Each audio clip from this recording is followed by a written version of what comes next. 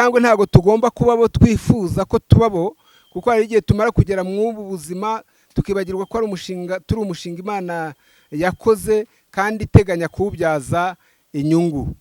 Nshingiye kuri iryo jambo nsomye, ntago tugomba kuba abo dushaka kuba bo, ahubwo kuko turi umushinga w'Imana. N'ijambo ni nako rivuga ngo ntituri abacungo twigenge, kuko turi umushinga w'Imana rero tugomba kuba ab'Imana ishaka ko tuba bo kugira ngo tuyiheshe icyubahiro.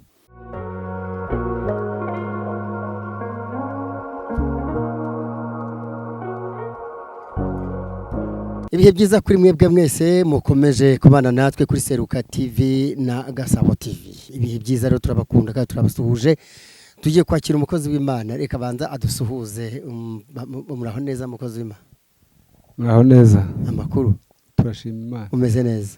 Turaho turumva twuzuye umwuka wera, dufite imbaraga z'inaha ngaha. Oya none Dufite imbaraga z'umwuka n'izinaha zose, turashima Imana. Imbaraga z'umwuka n'izinaha ngaha nukuvuga iki? Turumva dufite imbaraga dukomeye mu mubiri ndetse no mu mwuka. Izo mu mwuka nizo mu mubiri nizo zinaha ngaha. We ko njya ngaho ntakomeye zinaha ngaha biragenda gute? Zinaha ngaha ni imbaraga Imana itanga, ariko turanazishaka nimba udakomeye. Umva hari ikintu kiri kubura, hari ukuntu umuntu abigenza, umuntu akagwiza imbaraga nta buhandi buhanga. Urakoze cyane. Abadukurikiye bashaka kumenya ngo ninde turi kumwe? Umuntu muri kumwe ni Kanani Jean Baptiste, n'Evangeliste Kanani Jean Baptiste. Mumbaye neza. Mumbaye nk'abapasitori, ariko n'aba-evangeliste n'abapasitori nabo numva yose bayatwita. Kandi twarayemeye. Urakoze cyane. Muri iyi minsi Imana yagushize iki ku mutima? Iyi minsi duhagazemo, ndi kugenda umva mpatwa n'Imana kwibutsa abantu ko turi umushinga Imana yakoze kugira ngo tuyibyarire inyungu. Nshingiye ku ijambo ry'Imana riri mu Befeso turi buganireho mu kanya, rivuga ngo turi abo yaremye, ituremeye imirimo myiza kugira ngo tuyigenderemo. Ubwo mbere y'uko iturema yabitekereje ikora umushinga, katuvuge ngo irawandika, iwushyira ahantu, iravuga ati ngiye kurema umuntu, ariko muremere kugira ngo ankorere imirimo myiza kandi anayigenderemo, bityo bimpeshe icyubahiro. Murakoze cyane, turakwishimiye. Wamaze kuvuga amazina, nanjye nitwa Clement Bagimahe. Tugiye guha ikaze kugira ngo utugezeho iryo jambo Imana yagushize ku mutima, rivuga ngo turabo yaremeye imirimo myiza muri Kristo Yesu kugira ngo tuyigenderemo. Yabituremeye muri Kristo Yesu kugira ngo tuyigenderemo. Aha, ikaze cyane. Murakoze cyane, Imana ibaho umugisha. Reka nsuhuze n'abandi batwumva, abadukurikiranye bari mu Rwanda, amajyepfo, amajyaruguru, Burengerazuba, Burasirazuba no mu mujyi wa Kigali. Kandi nsuhuze n'abo hakurya y'amazi magari badukurikirana, aho bari hose biyumvemo ikaze kuri Gasabo TV na Seruka TV. Turabakunda, turabazirikana, dufitanye amasezerano y'uko tuzajya tubahora hafi, kandi ntituzajya tujya kure yabo. Nabo bakomeze batube bugufi, bakurikirana ibiganiro byacu, badusharinge, baduhe na comment, batugire n'inama, kandi bajye bakora na subscribe nta kibazo, kugira ngo dukomeze kubana umunsi ku munsi. Murakoze cyane. Mbere yuko twinjira, hari ikintu nibutse umukozi w'Imana Kanani, wabanza ugashyira abadukurikiye muri aka kanya mu maboko y'Imana, ubasengera kugira ngo ijambo ugiye kubagezaho ryarindi wateguye ribagireho ryabanjirijwe n'isengesho. Reka dusenga Imana. Mana, mu izina rya Yesu Kristo, uri Imana ifite imbaraga, uruta ibigirwamana n'ibindi byose byabayeho byiyita Imana, uri hejuru yabyo kuko uri Imana ishobora byose mu gihe icyo ari cyo cyose n'aho ariho hose. Turagushimiye rero ko ugiye kubana natwe mu ijambo, kandi ugafasha imitima idukurikiye aho iri hose, abari mu Rwanda no hanze yarwo, abafite ibyifuzo ukabasubiriza mu iri jambo, abarwayi ukabakiriza mu iri jambo, mu izina rya Yesu Kristo. Abari mu mayira menshi babuze uko bafata ibyemezo, ukabaha gufata icyemezo mu iri jambo, kandi Nyiringabo mu izina rya Yesu, abajagaraye n'abafite ibitekerezo bitandukanye ku bw'ubuzima bwo mu isi, ukabahera igisubizo mu iri jambo. Urakoze ngaho bana natwe dushyigikire muri byose, kandi duhana umugisha n'abatwumva mu izina rya Kristo Yesu, amen. Karibu ku ijambo. Kadusome ijambo ry'Imana. Tugiye gusoma ijambo ry'Imana riri mu gitabo cy'Abefeso, igice cyaho ni icya 2, umurongo waho ni umurongo wa 10, niwo ndi bwifashishe tuganira ku magambo Imana yashyize ku mutima wanjye. Umurongo wa 10 haravuze ngo, kuko turi abo yaremye ituremeye imirimo myiza muri Kristo Yesu, iyi Imana yatwiteguriye kera kugira ngo tuyigenderemo. Kadusubiremo, kuko turi abo yaremye ituremeye imirimo myiza muri Kristo Yesu, iyi Imana yatwiteguriye kera kugira ngo tuyigenderemo. Mwakire neza ijambo ry'Imana. Maze iminsi iri jambo rindimo, maze iminsi nditekerezaho cyane. Mu kuritekerezaho cyane ninjira mu mushinga Imana yakoze ijya kure mu muntu. Nisomye mu Itangiriro igice cya 1 urabibona, umurongo wa 26, Imana iravuga ngo tureme umuntu ase natwe, agira ishusho yacu, atwara isi n'ibiyirimo byose. Iyo uhasomye rwose usanga ari umushinga Imana yiteguye kera, nk'uko abantu bakora imishinga. Ahari yenda yaranawanditse, ushyira ahantu, umara iminsi ku mutima w'Imana. Niyo urebye mu kuremwa, yaremye ibintu byose, nirangije ibona ngo ko atari byiza, irema n'umuntu. Wabonaga rero umushinga w'Imana ku muntu ari umushinga wari mugari, kuko n'umuntu wagombaga kuba umutware, nk'uko tumaze kubyumva mu gice cya 1 uko byanditse. Ariko yari ifite ibintu byinshi yatekereje izakoresha umuntu. Yari ifite umumaro mwinshi Imana yagambiriye izabona ku muntu. Yari ifite ibyiyumvo byinshi yifuza kuzagubwa neza ibibonye ku muntu. Niyo mpamvu dusomye amagambo ari mu Befeso ibice 2 umurongo waho wa 10, havuga ngo kuko turi abo yaremye ituremeye imirimo myiza muri Kristo Yesu, iyi Imana yiteguriye kera kugira ngo tuyigenderemo. Imana iduhana umugisha. Imana rero, reka mbanze mvuge gato ku mishinga abantu bakora n'inyungu babanza kubara. Umuntu akaba afite ikibanza atarashyiramo inzu, ariko mu gushushanya pura y'inzu agashushanya agendeye ku nyungu ategereje ku icyo kibanza ndetse n'inzu azubakamo, akabibarira rimwe kandi bitarahaba.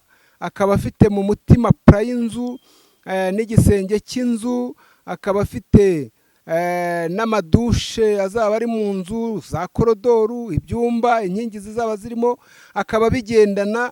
Wabona azenguruka ikibanza kitarimo ikintu, wowe ukaba ubona ikibanza gusa, ariko we mu mutima agendanamo inzu yuzuye, yarayikase n'ibyumba, yarayishyizemo n'amaparafo, yarakubisemo za cipusamu, za rangeti, ibiki byose mu mibare abifite.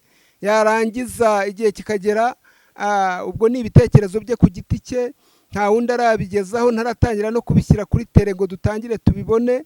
Hano igihe kikagera agacukura fondasiyo, agashyiramo amabuye, agakata ibyumba, noneho bigatangira kugaragarira abantu, agashyiramo za korodoru, ibyumba by'abashyitsi, nimba ari amacumbi agashyiramo amadushe, ubwogero, agashyiramo ibyumba byo kuryamamo. Nimba inzu ye ari ishuri, akayubaka nk'ishuri. Inzu ye nimba ari hoteli, akayubaka nka hoteli. Byose ariko ateganya n'inyungu zizavamo kubera iyo nzu yubatse. Abantu rero bajya babikora, ukabona guza ikibanza utazi kizavamo, akubakamo inzu utazi ikizavamo, yagera finisaje ugatangira kubona ko ya nzu itangiye kugaragaza ubwiza, yarangiza nimba ari ivuriro cyangwa ishuri amaze gusigaho irange, yarangiza akandikaho izina ry'icyo iyo nzu izakora. Imana ishimwe. Iyo ni imishinga y'abantu nari ndi kuvuga. Noneho nimba ari ishuri cyangwa ivuriro, ukabona abaganga batangiye akazi, abarwayi batangiye kugenda bakahakirira, abo babaga amaso, abo babaga imyijima, abo babaga impyiko, abo bavura bisanzwe bafata ibizamini by'amaraso. Ibyo byose ugasanga noneho buri wese agiye amenya ko iyi nzu ari ivuriro, iriya ari ishuri, kandi byose bikaba bifitiye umusaruro nyirabyo wabyubatse. Imana ishimwe kandi ahabwe icyubahiro. Iyo ni imishinga abantu bagira, kandi muri iyi si ugasanga iri kubateza imbere, kandi n'ujya kuyubaka atangira kubara inyungu mbere y'uko iyo nzu itangira kubyara inyungu, ku buryo ajya no kuri banki akagenda akaka inguzanyo akurikije ubukode buzava muri ya nzu ataratangira kubaka. Ubwo aba yatangiye kwinjira mu byishimo by'icy'inzu izamumarira, kuko nta muntu watinyuka gukora ikintu kitamufitiye inyungu. N'Imana rero niko yabitekereje, dushingiye ku ijambo tumaze gusoma. Ibintu byose Imana mu mushinga wo kurema umuntu yari yarateganyije ko umuntu izamugiramo inyungu. Niyo mpamvu twasomye amagambo y'Imana ari mu gitabo cy'Abefeso, hariya twasomye ibice 2:10, atubwiye ngo kuko turabo yaremye ituremeye, kuko turabo yaremye ituremeye imirimo myiza muri Kristo Yesu, iyo Imana yiteguriye kera kugira ngo tuyigenderemo. Imana ishimwe kandi ahabwe icyubahiro. Ndagira ngo rero nshingiye kwa aya magambo, ntago turabo cyangwa ntago tugomba kubabo twifuza ko tubabo, kuko hari igihe tumara kugera mu buzima tukibagirwa ko turi umushinga Imana yakoze kandi iteganya kuwubyaza inyungu. Nshingiye kuri iryo jambo nsomye, ntago tugomba kuba abo dushaka kubabo, ahubwo kuko turi umushinga w'Imana. N'ijambo ni nako rivuga ngo ntituri abacu ngo twigenge. Kuko turi umushinga w'Imana rero tugomba kuba ab'Imana ishaka ko tubabo, kugira ngo tuyiheshe icyubahiro. Haleluya. Imana ishimwe. Umushinga Imana iwutegura neza, yaraturemye muri Kristo Yesu, itugenera n'imirimo myiza kugira ngo tuyigenderemo. Ndatangira mvuga ku ngaruka nziza z'imirimo myiza n'uburyo Imana yungukiramo, cyangwa n'uburyo imirimo myiza dukora ishobora guhesha Imana icyubahiro. Icya mbere, iyo umuntu agira imirimo myiza yo gukiranuka, iyo umuntu agira imirimo myiza y'urukundo, iyo umuntu agira imirimo myiza y'ubwitange, iyo umuntu agira imirimo myiza yo gukura abandi mu bibazo no gukura abandi mu kaga no gufasha abandi mu byo badashoboye gukora, uwo muntu utiriwe ubisaba abantu ngo babikwite, bahita baguhindurira izina. Hari abo bita ngo uyu muntu ngo iyo umugezeho ngo uba ubonye Imana y'i Rwanda. Baba batangiye kuguha imico isa n'iy'Imana, kuko n'ubundi ukora ibikorwa byiza. Umuntu ukora ibikorwa byiza wese, hari n'igihe babura uko babivuga, bakagusabira imigisha myinshi, bakavuga ngo Imana izakwiture, bakagusabira n'ubugingo buhoraho, ariko ubikesheje ko wakoze imirimo myiza. Mu nyungu Imana rero yari itegereje muri twe kugira ngo turemere muri Kristo Yesu, kandi turemere n'imirimo myiza, inadutegekere muri ririya jambo ko tugomba kuyigenderamo, kwari ukugira ngo abantu nibatubona bahimbaze Imana yo mu ijuru. Utari ikibazo mu bantu, ahubwo uri igisubizo, haba muri sosiyete, mu bo mugendana, mu bo mubana, mu muryango. Ugerageze gukora imirimo myiza. Mu yandi magambo, uba umuntu ukura abandi mu bibazo, uba umuntu uha inama abandi zibakura mu bwiza zibashyira mu bundi, uba umuntu ukura abantu mu bidafatika, mu buryo bw'ibikorwa, cyangwa se mu buryo bw'inama, cyangwa se no mu buryo bw'ijambo ry'Imana. Ubakure mu manegeka mu mvugo y'iki gihe, ubashyire mu bwiza, cyangwa ubashyire mu cyerekezo cyiza.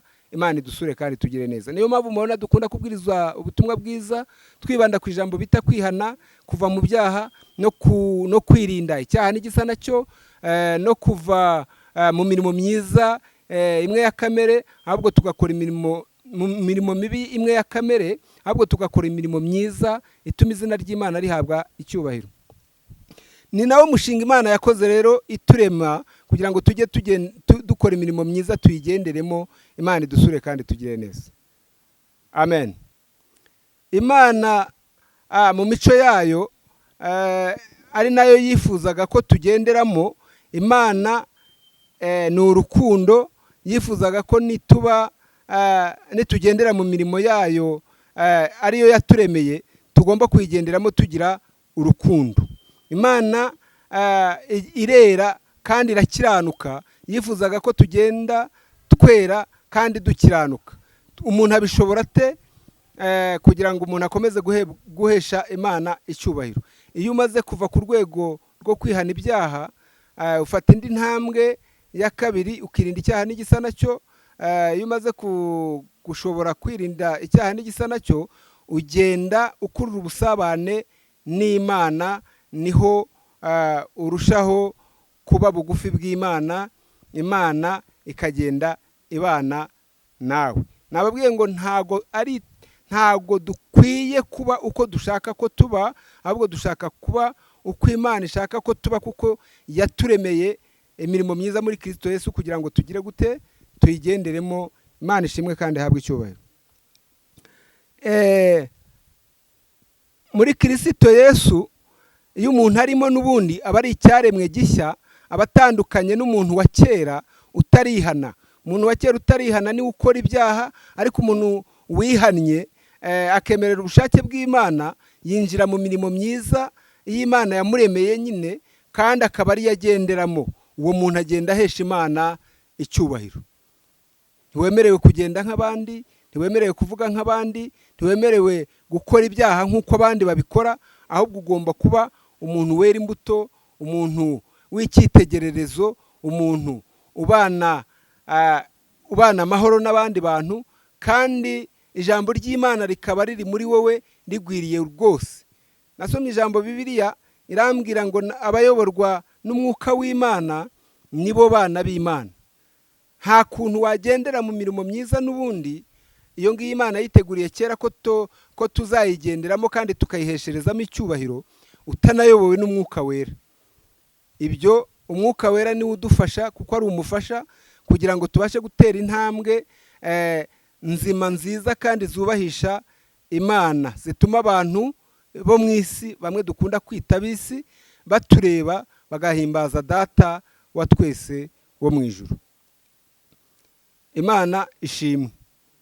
Turabo rero Imana yaremye, itaturemye by'impanuka, ahubwo ituremye nk'umushinga yiteguye kera kugira ngo tuyikorere imirimo myiza, maze nitumara kuyikorera imirimo myiza tukanayigenderamo, abantu bamenye ko muri twe harimo Imana. Babonye imbuto zacu, babonye imico yacu, babonye indangagaciro zacu dukura ku z'Imana, bamenye ko hari Imana, kandi hari abantu bahamagawe nayo bayikorera kandi bagendera mu mirimo myiza, mu muhamagara Imana yabahamagaye, ariyo ya mirimo myiza tugomba kugenderamo. Imana ishimwe kandi ihabwe icyo kanya. Nsatira umusozo, abantu bo mu isi bajya bakora imishinga, kubaka nk'inzu azi neza ko izamubyarira inyungu, akakubaka ari inzu y'amacumbi, akubaka amashuri cyangwa hoteli, agatangira kubara inyungu nk'uko twabivuganye, n'inzu itarabaho. Ni nako natwe Imana yaduteretse mu mugambi wayo tutaranabaho. Iravuga ngo tugiye kurema umuntu agomba gusa natwe, akagira ishusho yacu. None dusomye no mu Efeso ibice 2 havuga ngo kuko turabo yaremye, ituremeye imirimo myiza kugira ngo tuyigenderemo. Nubona utandukiriye ugatangira gukora ibyaha, imirimo mibi, utongana, utukana, wiba, usambana, ukora ibyaha bitandukanye, ujye umenya ko watandukiriye umugambi w'Imana.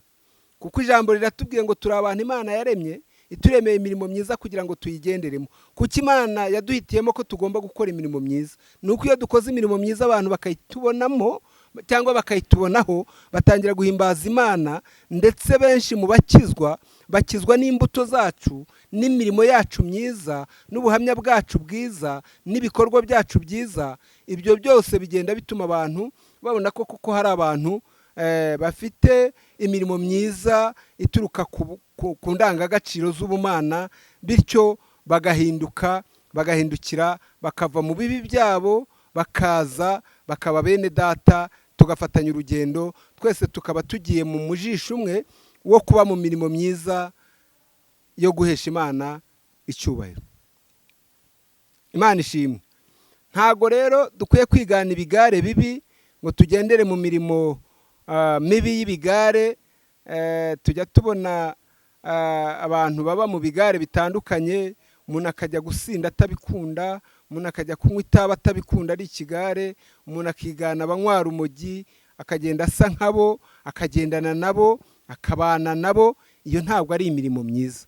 Imirimo myiza ni imirimo Uwiteka yaduhaye ngo tuyigenderemo, tuvuge ubutumwa, dusenge, duhindure isi, duhindure n'abantu, tubereke inzira y'agakiza, tubabwire ko iyi si izashira, tubereke inzira y'ubugingo buhoraho, tubabwire ko kandi kujya mu rurembo aho tuzabana n'Imana iriya yaturemeye imirimo myiza kugira ngo tuyigenderemo bisaba kuba warihannye. Wamara kwihana ukirinda icyaha n'igisa nacyo, ukagenda ukomeza kunoza umubano n'Imana, ugendera kuri cyaha kandi ukora imirimo myiza iyo uzi Imana ikunda, ibyaha ukabigendera kure, ndetse ukitandukanya n'abanyabyaha. Soza Zaburi ya 20 ndakeka niho hari amagambo. Zaburi ya mbere umurongo wa 20, nimba nibuka neza, hari amagambo avuga ngo hahirwa umuntu udakurikiza imigambi y'ababi, ntiyicarane n'abanyabyaha, ahubwo imigambi y'Uwiteka akaba ariyo agenderamo ku manywa na nijoro. Uwo muntu rero ngo azahwana n'igiti cyatewe ku nkombe z'umugezi. Icyo giti iyo kiri ku nkombe z'umugezi, inyungu cyungukiramo ni uko iyo amafi ateye, impeshyi yaje, cyangwa habayeho igihe kibi cy'akaga k'amapfa, ntabwo amababi yacyo yuma, kuko imizi yacyo iragenda igashorera mu mugezi, ikagikurura amazi. Ntago igiti kiteye ku nkombe z'umugezi kijya kimenya ko amapfa yateye. Natwe rero abari muri Kristo Yesu, turi mu mirimo myiza Imana yaturemeye kugira ngo tuyigenderemo, twera imbuto zikwiriye abihanye, tuvuga ubutumwa bwiza, dusenga, tudakora ibyaha, tubigendera kure, tuba tumeze gutyo. Dufite ibituproteja byinshi. Imana ibiri mu ruhande rwacu, ikaturwanirira, ikatuneshereza, ikaba mu ruhande rwacu kuko natwe twayihesheje icyubahiro. Soza nagira ngo mbifurize kuba mu mugambi w'Imana, nk'uko abantu bajya bakora imishinga izabungura. Nawe waremwe kubw'umushinga wo kungura Imana. Have wihombye Imana, wikora ibyaha nkana, witukisha izina ry'Imana, wikora ibitandukanye n'iby'Imana yakuremeye. Ngwino mu mugambi w'Imana, nawe winjire ubu umukozi w'Imana nk'abandi, ugerageza kwereka abantu kuri mu muhamagaro w'Imana. Reka dusenge Imana dusoreza kuri ijambo rivuga ngo turabo yaremye ituremeye imirimo myiza kugira ngo tuyigenderemo. Imirimo bimibi wakoraga sinyizi, ibyubamo simbizi, ariko hindura icyerekezo. Imana yakuremeye imirimo myiza kugira ngo uyigenderemo, kandi uba ariyo ukora. Abazabana n'Imana ni abameze batyo, imirimo yabo izapimwa niyemerwa, Imana ibaha ubugingo buhoraho. Have wikora imirimo y'ubusa itazakuviramo kuzabana n'Umwami Imana. Reka dusenge Imana, kandi Imana ibibashoboze, ibidushoboze mu izina rya Yesu. Mana, mu izina rya Yesu turagushimiye. Komeza kubana natwe, dushyigikire, kandi abantu bawe ubashoboze, twese utwambika imbaraga kugira ngo tubashe kuba mu mugambi wawe, kuko tumaze kumenya neza ko turi abo waremye uturemeye imirimo myiza kugira ngo tuyigenderemo. Mu izina rya Yesu, amen.